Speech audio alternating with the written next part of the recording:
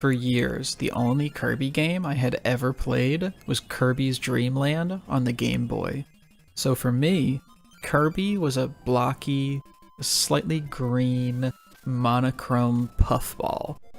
But one day, I went to my friend's house, and he popped his copy of Kirbys Adventure into the Nintendo, and just like Dorothy making her first step through the door into Oz, I totally lost my mind. This game comes in color? Kirby's pink? Look at how vibrant everything is! This game made a huge impact on me all those years ago, but I never would have guessed that one day I would make a computer program play the game for me. It's time for World 1 in one day.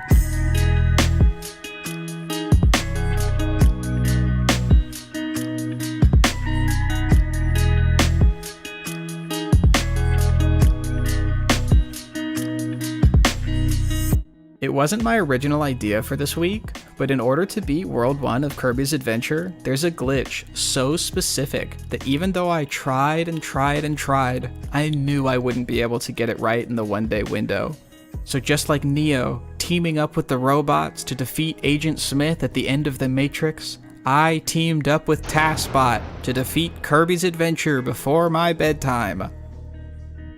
A tool-assisted speedrun, or TAS for short, is, according to Wikipedia, speedrunning a game in an emulator with the goal of creating a theoretically perfect playthrough. A TAS is not performed by an actual human, but rather by a program or software that delivers frame-perfect, optimized controller inputs to complete the game in the fastest way possible. The script that delivers these inputs is provided by the TAS author, who would use their knowledge of the game's mechanics and various tools built into the emulator to optimize a speedrun until no more improvements can be identified.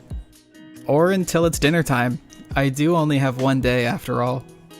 So once I had all the tools pulled up, it was time to begin the painstaking process of stepping through the game one frame at a time, and deciding what inputs need to be made. Even getting through the start screen posed its own set of issues.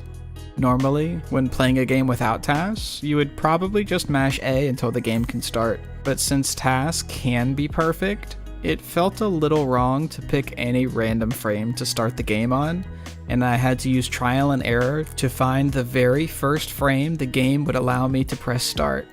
But I eventually found it. Once inside the game, I almost immediately ran into another unanticipated issue.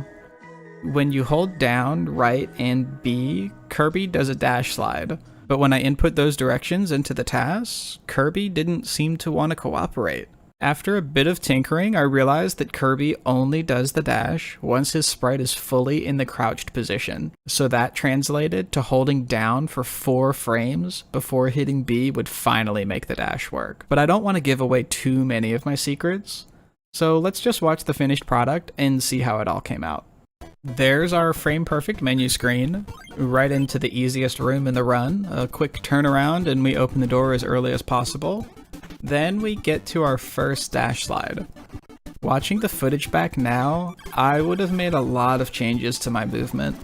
I got a bit carried away with the dashes on flat ground, and should really have only used them off of corners, because dashing off a corner gives Kirby the speed boost, and then he can run again immediately on hitting the ground, instead of having to wait for the slow dash animation to end. And then my favorite part of the level. We clear out these first 2 enemies to make room for the setup. I wait patiently for these 2 enemies to get close enough together.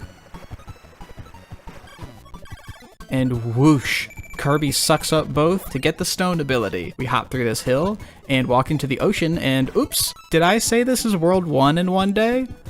It turns out in Kirbys Adventure, we can beat World 1 and the rest of the game at the same time. Let's actually walk through that glitch though, because it's pretty neat. The Kirbys Adventure credits warp consists of 2 separate tricks. The first is the hill clip.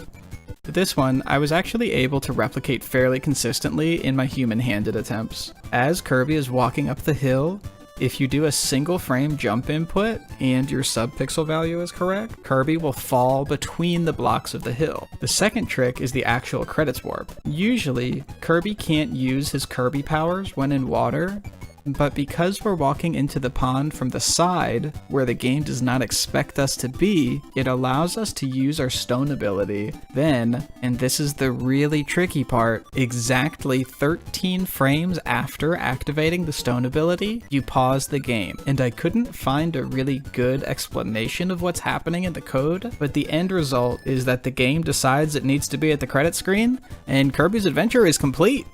So if you had a good time, please like this video, and if you want to see more World 1 in one day, subscribe.